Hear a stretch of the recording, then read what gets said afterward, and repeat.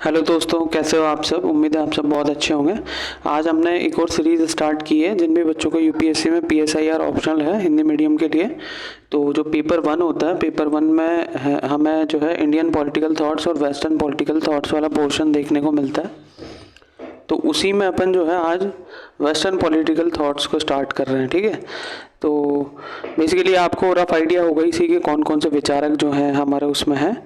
बाकी आज हम वो लिस्ट भी आपको दिखाएंगे कौन कौन से विचारक हैं अपने को जो पढ़ने होते हैं। ठीक है, और फिर आज जो हमारी पृष्ठभूमि होगी वो प्लेटो से स्टार्ट होगी। तो आज की क्लास में तो हम बेसिक कॉन्सेप्चुअल अंडरस्टैंडिंग के साथ पहले अपन प्लेटो की पृष्ठभूमि देखेंगे, है ना। मैंने आपको एक और सीरीज़ अपनी चल रही है इंडियन गवर्नमेंट एंड पॉलिटिक्स की, तो उसमें भी आपको कई बार बताया होगा कि देखो जिस भी टॉपिक पे अपन बात करने वाले होते हैं ना, अगर एक बार अपन को उसका बेस क्लियर है ना, बेस अगर अपन को क्लियर है तो अपन जो है ना उस बेस के अकॉर्डिंग जो है ना एक अच्छी मूलभूत समझ विकसित कर सकते हैं। क्योंकि समझ जो होती है ना हमेशा अपने अपने मजबूत बेस पे मैटर करती है कि आपका बेस कितना मजबूत है।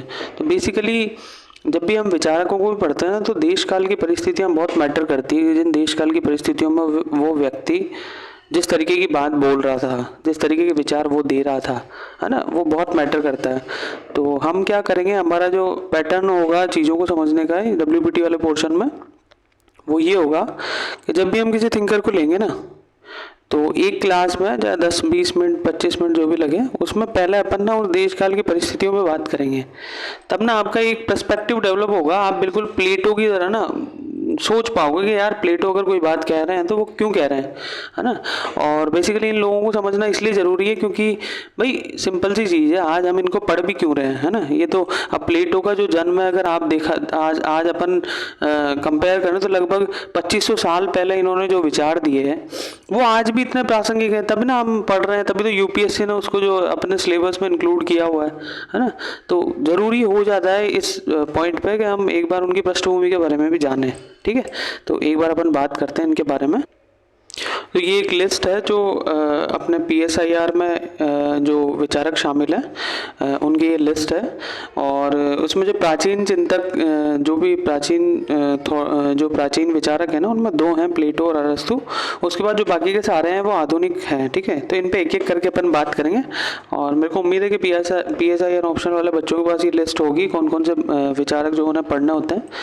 तो एंशंट टाइम्स में प्लेटो और अरस्तु को लेंगे अपन। ठीक है, एंशंट जो यूनान वाला जो एथेंस और स्पार्टा वाला आपने वर्ल्ड हिस्ट्री में पढ़ा होगा। ठीक है, तो ग्रीक फिलोसोफर्स जो थे। ठीक है, उसके बाद मॉडर्न टाइम्स में मैकियावेली, हॉब्स, लॉक, जेस मिल, कार्ल मार्क्स, ग्रामसी, ये ग्रामश्री लिख दिया है, ग्रामश्री नहीं है ये ग्रामसी है, और हन्ना अरेंट, इन सबको पढ़ेंगे अपन। ठीक है, शुरुआत अपन प्लेटो से करेंगे और एक एक विचारक को पढ़ने का पैटर्न वही होगा जो अभी मैंने आपसे बात की। पहले अपन पृष्ठभूमि जानेंगे, उसके बाद उनके विचारों पे आएंगे। ठीक है, इस पूरी सीरीज में अपना जो मेन फोकस एरिया होगा वो कॉन्सेप्ट बिल्डिंग पे होगा, है ना। कॉन्सेप्ट पे ही अपन काम करेंगे। देखो यार क्या होता है, अपने पास पढ़ने के लिए ना बहुत सारी चीज़ें हैं, लेकिन मैटर ये करता है कि उस उतनी सारी चीज़ों में से आप एग्ज़ाम तक क्या चीज़ लेके गए। तो आप यकीन मानिएगा इस बात को, एग्ज़ाम तक आप अगर कोई चीज़ लेके जा सकते हो तो वो केवल अपना एक कॉन्सेप्ट होगा।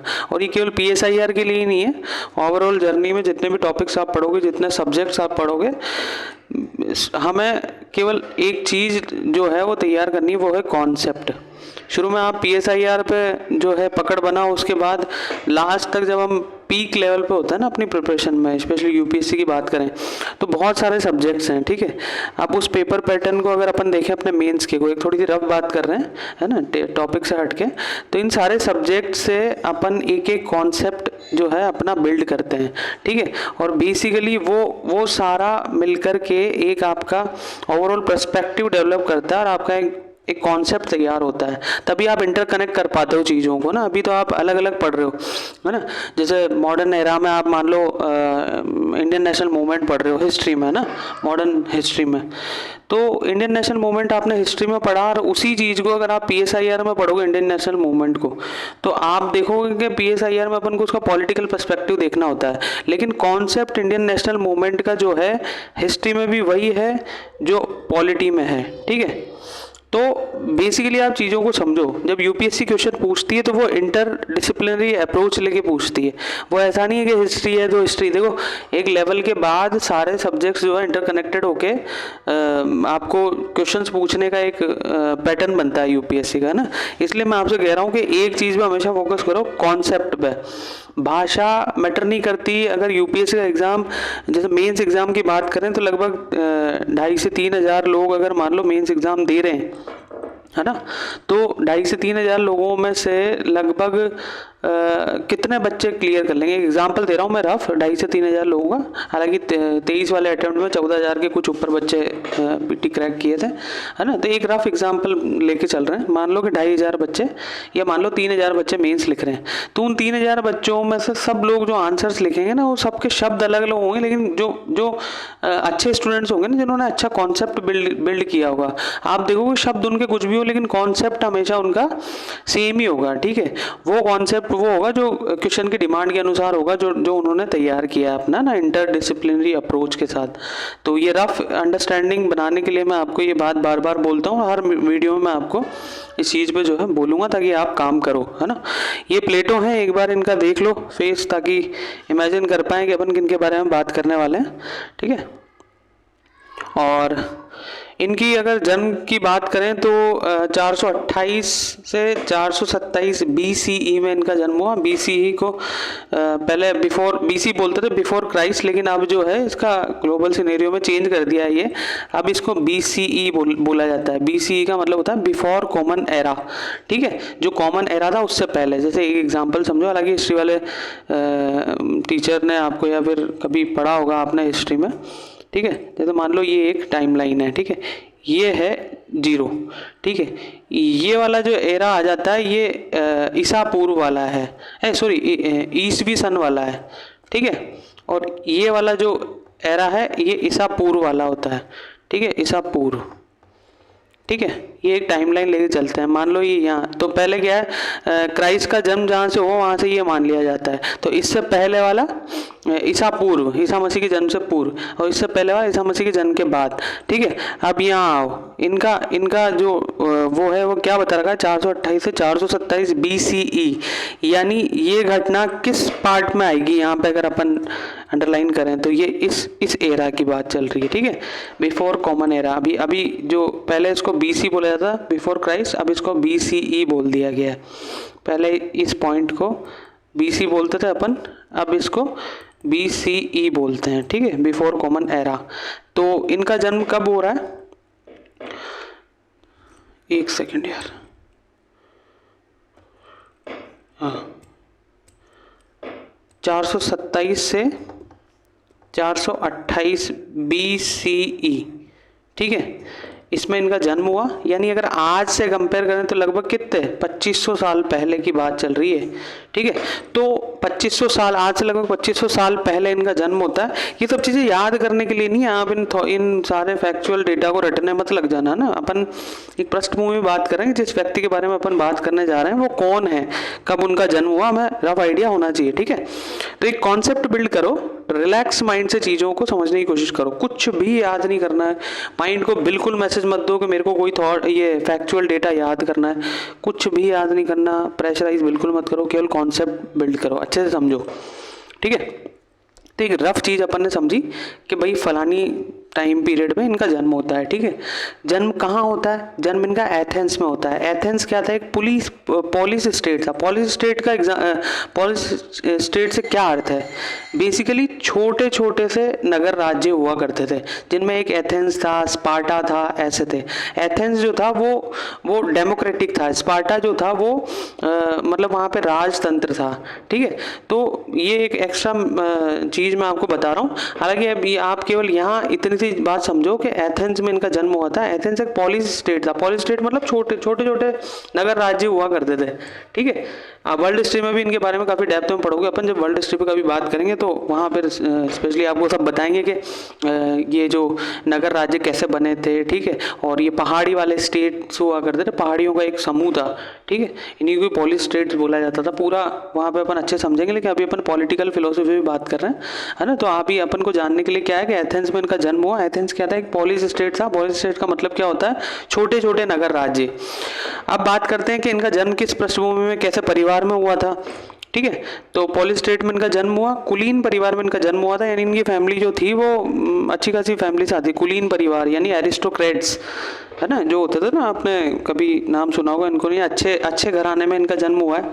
ठीक है, बचपन में इनको एरिस्टोक्लीज बोला जाता था। क्यों बोला जाता था? उसका कारण था कि इनके जो कंधे थे ना बहुत चौड़े थे, यानी अच्छे डील डोल वाले शरीर के ये व्यक्ति थे। ये एक रफ आइडिया, अब एक पृष्ठभूमि दिमाग में तैयार करो। हम जिस व्यक्ति की बात करने जा रहे हैं उसका जन्म एथेंस में होता है। एथेंस एक पॉलिस स्टेट था।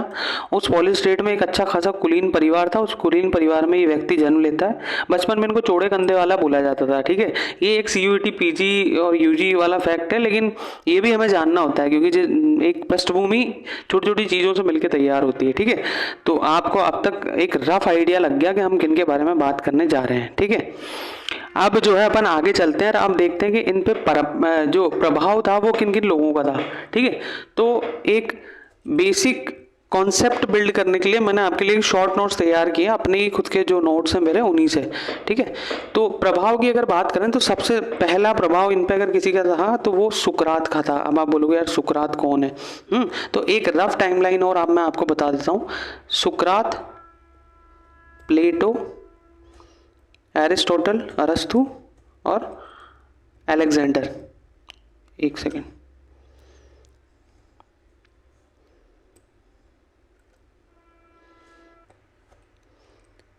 एक सेकेंड यार, ये टैब ना बार बार पता नहीं क्यों बैक हो जाता है। ठीक है, तो हम बात कर रहे थे कि एक मैं बेसिक आपको रफ टाइमलाइन बता रहा था। और ये बात क्यों बता रहा था मैं, क्योंकि यहाँ अपन ने एक नाम देखा सुकरात। ठीक है, तो सुकरात जो थे ना वो प्लेटो के गुरु थे। ये प्लेटो है। प्लेटो किसके गुरु थे? प्लेटो अरस्तु के गुरु थे। अभी नेक्स्ट जो पॉलिटिकल थिंकर अपन पढ़ेंगे वो अरस्तु हैं। ठीक है, अरस्तु किसके गुरु थे? अरस्तु अलेक्जेंडर के गुरु थे। आपने सिकंदर का नाम सुना होगा, है ना। सिकंदर ने भी आक्रमण किया था भारत पे। किस दौर की वो बात है? वो उत्तर मौर्य काल की बात है। आपने एंशियंट टाइम में पढ़ा होगा, है ना। जो पाषाण काल है उसके बाद सिंधु घाटी सभ्यता आती है। सिंधु घाटी सभ्यता का जैसे ही डिक्लाइन होता है, आर्यों का आगमन होता है भारत में और वैदिक सभ्यता जन्म लेती है। वैदिक सभ्यता के बाद उत्तर वैदिक काल आता है। उत्तर वैदिक के बाद थोड़ा वो डेवलप होकर महाजनपद काल आते हैं। उनमें 16 महाजनपद बनते हैं। उन 16 महाजनपदों से एक महाजनपद था मगध महाजनपद। उसका राजा था घनानंद। ठीक है, महापद्मनंद का बेटा राजा घनानंद। घनानंद के टाइम पे जो है एक आक्रमण उत्तर पश्चिम वाले क्षेत्र से होता है सिकंदर का। हालांकि वो मगध तक आ नहीं पाता है ना। उसके बहुत सारे रीजन होते हैं, एंशिएंट टाइम में अपन बात करेंगे। ठीक है, और उसकी किससे लड़ाई होती है, कहाँ पे, और फिर वो जिस व्यक्ति से लड़ाई होती है, हालांकि वो हार जाता है सिकंदर से, लेकिन सिकंदर उसको जो है अपना एक वो क्षेत्र का हेड मुखिया बना के फिर वो वापस लौटता है। लौटते टाइम समुद्री लुटेरों से उसकी झड़प होती है और फिर उसकी मौत हो जाती है। ठीक है, तो ये एक एंशिएंट टाइम का मैंने थोड़ा सा रफ टाइमलाइन आपको बता दिया। हालांकि आप टॉपिक से डेविएट मत हो। हम बात कर रहे हैं प्लेटो पे किस किस का प्रभाव था। तो सबसे पहला नाम जो अपन ने देखा वो था सुकरात।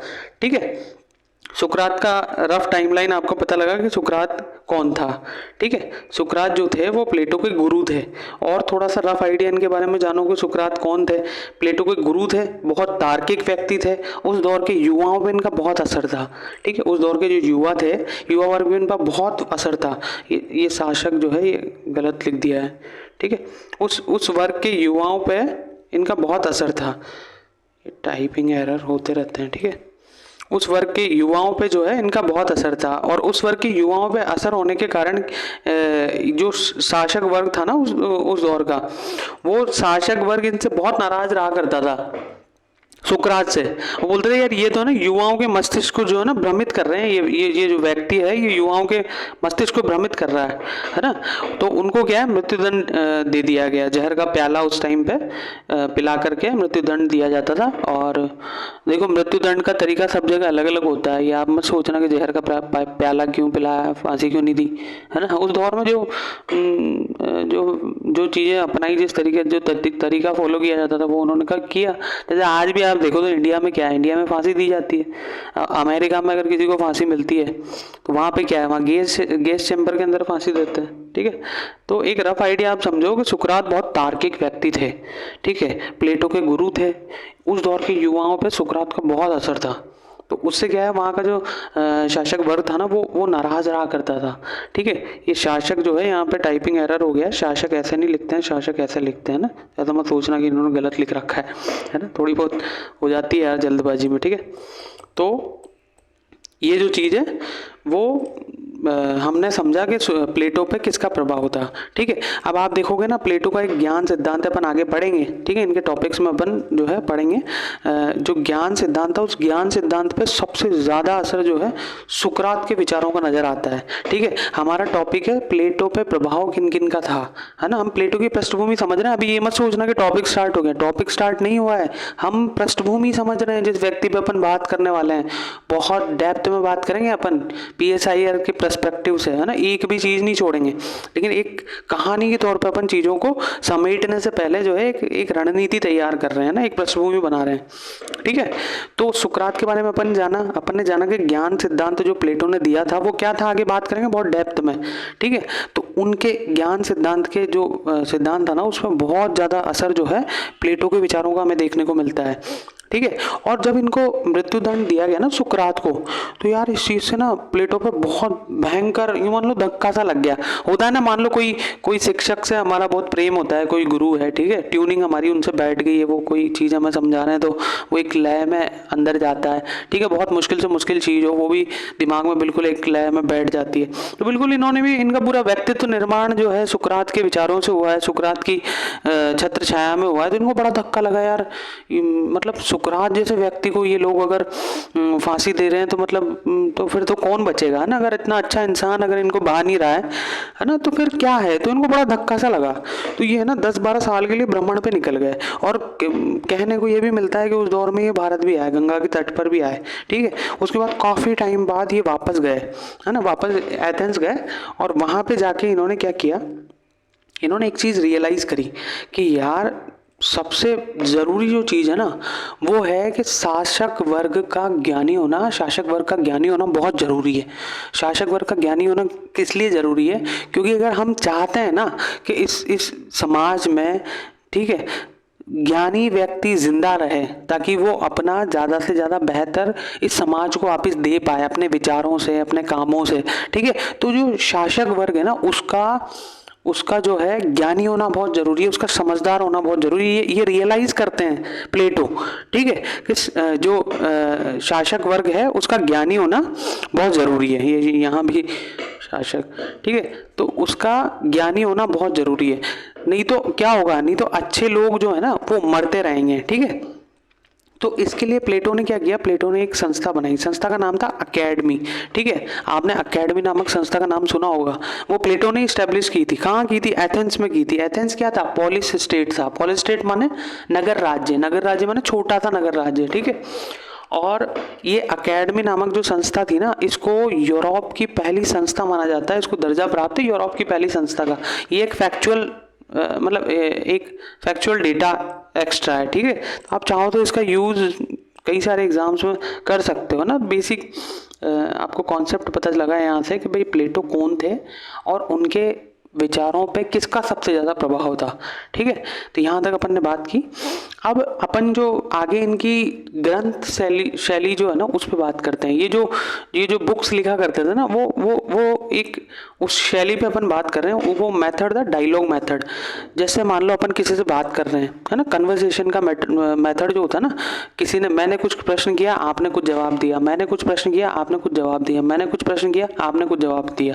तो ये जो शैली होती है ना, इसको संवाद शैली बोलते हैं। संवाद करना क्या होता है, बेसिकली किसी से बात करना, किसी से हम संवाद कर रहे हैं। ठीक है, तो वो क्या है, वो जो है डायलॉग मेथड होता है, संवाद शैली।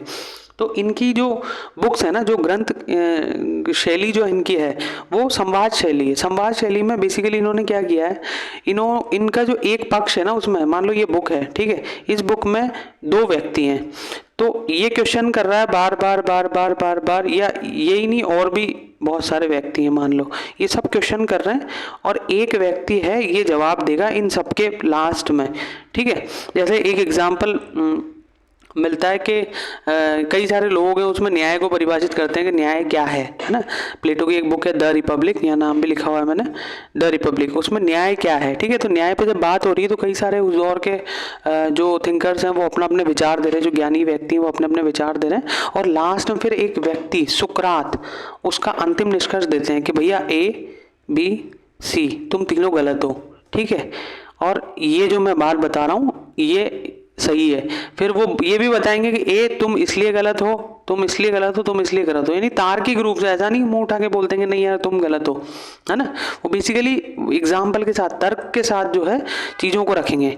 तो बेसिकली इसमें एक पक्ष कौन है, सुकरात है, लेकिन सुकरात तो आपको पता है कि उनको तो मृत्युदंड दे दिया गया था। तो बेसिकली ये सुकरात के उसमें बोल कौन रहे हैं, बोल रहे हैं प्लेटो, ठीक है।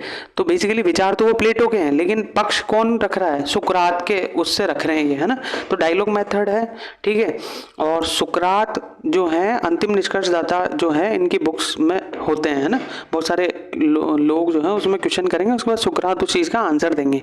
सुकरात को आगे रख के आंसर दे कौन रहा है एक्चुअल में, प्लेटो दे रहे हैं, है ना। बुक्स किसकी हैं, प्लेटो की हैं, ठीक है। अब बुक्स पे अपन ने बात कर लिया, मेथड पे अपन ने बात कर लिया, किस तरीके का ये बुक्स लिखा करते थे। इन्हीं में ही इनके विचार कुछ हैं जिनको हमें यूपीएससी के पर्सपेक्टिव से, अपने PSIR के पेपर 1 के पर्सपेक्टिव से पढ़ना है, सिंपल, ठीक है। तो इनकी मुख्य पुस्तकें कौन सी थी उन पर एक बार बात कर लेते हैं, ठीक है। द रिपब्लिक इन्होंने लिखी, ये एक क्लासिक बुक है। क्लासिक बुक क्या होती है अभी जस्ट अपन बात करेंगे, बिल्कुल भी टेंशन लेने वाली बात ही नहीं जिन बच्चों को पता नहीं है, अभी जस्ट अपन बात करेंगे। द स्टेट्समैन इन्होंने लिखी, द लॉज इन्होंने लिखी। मुख्य मुख्य इनके विचार इन बुक से निकल के आते हैं, स्पेशली द रिपब्लिक से निकल के आते हैं।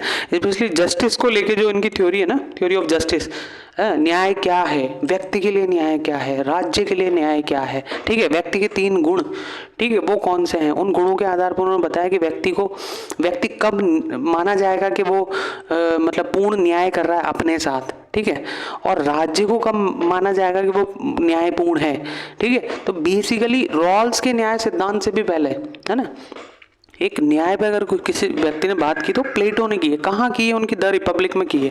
अभी अपन बात करेंगे न्याय सिद्धांत क्या है, ठीक है। और ये इनकी कुछ बुक्स हैं, इन पर अपन ने बात की। अब एक बार ये शब्द आ गया क्लासिक बुक्स, इसको समझ लेते हैं, ना कई सारे स्टूडेंट्स होंगे ना वो कहेंगे यार ये क्लासिक बुक पे तो बात ही नहीं करी, बस ऐसे ही निकाल दिया सीधा, ठीक है। तो एक बार इन पर भी अपन समझ लेते हैं। देखो क्लासिक का मतलब क्या होता है, जो आज भी प्रासंगिक हो, की पॉइंट क्या है, जो आज भी प्रासंगिक हो, जो मानवता के लिए धरोहर हो, है ना, देश काल से परे किसी ने कोई बात कह दी हो, ठीक है। अभी मैंने थोड़ी देर पहले बात की कि लगभग आज से 2500 साल पहले प्लेटो का जन्म हो रहा है। प्लेटो ऐसी बातें कह गए हैं उस दौर में, जो आज आप देखोगे लिव इन रिलेशनशिप आज जो है बहुत चर्चाओं में हमें देखने को मिलता है। हालांकि माननीय सुप्रीम कोर्ट ने 1978 में एक केस में जजमेंट दिया और उसको लीगल कर दिया, लेकिन लिव इन रिलेशनशिप पे वो जो है उस दौर में हमें इसका एक हल्का सा पक्ष नजर आता है, ठीक है। स्त्रियों के साम्यवाद की वो बात कर देते हैं, ठीक है। संपत्ति के साम्यवाद की वो बात कर देते हैं। साम्यवाद क्या होता है ये समझेंगे अपन, ठीक है। आधुनिक साम्यवाद से इनका जो कनेक्शन भी बिठाएंगे कि आधुनिक साम्यवाद से प्लेटो का जो साम्यवाद था उसका क्या कनेक्शन बैठता है, ठीक है। ये सारी चीज़ों पर अपन बात करेंगे। तो हम अभी जो बात कर रहे हैं वो क्लासिक बुक की कर रहे हैं। क्लासिक बुक्स क्या होती हैं, देखो हर बुक क्लासिक बुक नहीं होती है, कुछ बुक्स क्लासिक बुक्स होती हैं जो देश काल से परे बात करती है। यानी मान लो कि प्लेटो ने बहुत सारी बुक्स लिखी, लेकिन द रिपब्लिक को क्लासिक क्यों माना जाता है, जॉन रॉल्स की थ्योरी ऑफ जस्टिस को क्लासिक क्यों माना जाता है, अरस्तु की पॉलिटिक्स को क्लासिक क्यों माना जाता है, क्योंकि वो लिख रहे थे उस दौर में। लेकिन जब आज अपन उन बुक्स को पढ़ते हैं ना तो अपन को ऐसा लगता है यार ये आज की परिस्थितियों के हिसाब से लिख के, मतलब देख के लिख रहे थे क्या कि भाई इतना साल बाद ऐसा होने वाला है ना। तो देश काल के परे जो चीज़ें होती हैं ना, जो चीज़ पहले ही सोच ली गई, जो आज हम महसूस कर रहे हैं, जो आज भी बिल्कुल सटीक बैठ रही है, उन बुक्स को क्लासिक बुक्स का दर्जा दिया जाता है। बेसिकली ये मानवता के लिए धरोहर है, ठीक है। तो मैं यकीन मानता हूँ कि आपका क्लासिक बुक वाला कॉन्सेप्ट क्लियर हुआ होगा। अब थोड़ा सा एग्जाम्पल देख लेते हैं कौन कौन सी बुक्स को क्लासिक का दर्जा प्राप्त है। ऐसे तो बहुत सारी बुक्स है, लेकिन एक रफ आइडिया जो हमारे एग्जाम से रिलेटेड हो, है ना। मैंने उन्हीं थिंकर्स को इसमें शामिल किया जिनको हमें पढ़ना भी है ना। तो प्लेटो की द रिपब्लिक है, एरिस्टोटल की पॉलिटिक्स है, जे S mill, John Stuart Mill on liberty इन्होंने लिखी थी, इनको पढ़ेंगे अपन। जे एस मिल ने ऑन लिबर्टी, स्वतंत्रता पे बहुत बड़ा काम किया है, ठीक है। जेम्स मिल के बेटे थे ये, ठीक है। कार्ल मार्क्स ने दास कैपिटल लिखा, कम्युनिस्ट मैनिफेस्टो, आपको याद है साम्यवाद के जो जनक हैं वो कार्ल मार्क्स ही माने जाते हैं। इन पे अपन डेप्थ में बात करेंगे। आर्थिक निर्धारणवाद और ये सब क्या है, ठीक है, ये सब पे अपन बात करेंगे। और 20वीं शताब्दी में जॉन रॉल्स की थ्योरी ऑफ जस्टिस को भी जो है एक क्लासिक माना जाता है, ठीक है। तो क्लासिक पे आपका पकड़ होगी। अब अपन ने एक रफ आइडिया प्लेटो के बारे में जान लिया, ठीक है, कि प्लेटो कौन थे, प्लेटो कहाँ पैदा हुए थे, प्लेटो के विचारों पे किनका प्रभाव हमें देखने को मिलता है। बेसिकली उस इंसान की पृष्ठभूमि हम यहाँ छानने की कोशिश कर रहे हैं पिछले 25 मिनट में कि ये व्यक्ति कौन है जिसके विचारों को हम जानना चाह रहे हैं ना। तो उसके बाद अब एक रोड मैप मैं आपके सामने रख रहा हूँ कि हम इस जो पेपर 1 का जो ये टॉपिक अपन ने लिया है ना, WPT वाला, वेस्टर्न पॉलिटिकल थॉट्स वाला, हिंदी मीडियम के बच्चों के लिए स्पेशली, ठीक है। तो उसमें हम कौन से टॉपिक्स को पढ़ेंगे? देखो, टॉपिक्स हम वही पढ़ेंगे जो अपने एग्जाम के डिमांड को पूरा करेंगे, ना तो इसके बाहर पढ़ेंगे, ना इतना गहरा पढ़ लेंगे कि काम ही नहीं आए या आप उसको लेके जा ही नहीं पाओ एग्जाम तक। और बेसिकली एक चीज़ देखो, इस चैनल पे आपको एक चीज़ जो है ना, हमेशा चाहे आप पहली वीडियो देखो चाहे आप लास्ट तक देखोगे, जब तक भी हम वीडियो डाल पाएंगे, ठीक है, जितना हमसे हो पाएगा वो कर ही रहे हैं, ठीक है। एक चीज़ आपको यहाँ मिलेगी, कॉन्सेप्ट, चाहे हम इकोनॉमिक्स पे बात करें, हिस्ट्री पे बात करें, अभी PSIR की सीरीज चल रही है, तो ये कॉन्सेप्ट बिल्डिंग पे अपना काम, अपना वो है। और कॉन्सेप्ट भी हम जो है एक अपने एग्जाम पैटर्न की सीमा में रहते हुए बनाएंगे, है ना। प्लेटो पे जानने के लिए आपके पास बहुत कुछ है, लेकिन बेफिजूल क्यों जानना है ना। हमें केवल इतना ही, अगर इतना जान के हमारा एग्जाम ओरिएंटेड जो हमारी अप्रोच है वो पूरी हो रही तो ठीक है ना यार। जानने के लिए तो ज्ञान तो असीमित है, आप कितना लोगे, है ना। तो एक रोड मैप जो है ये आपके सामने मैं रख रहा हूँ, ठीक है। हम किन किन उन पर बात करेंगे जो हमारे एग्जाम के अकॉर्डिंग है, जिनसे प्रीवियस ईयर के पास्ट ईयर के क्वेश्चंस आप देखोगे 15-20 साल के, तो इनसे रिलेटेड ही क्वेश्चंस पूछे गए, इनके बाहर कहीं नहीं गया है, ठीक है।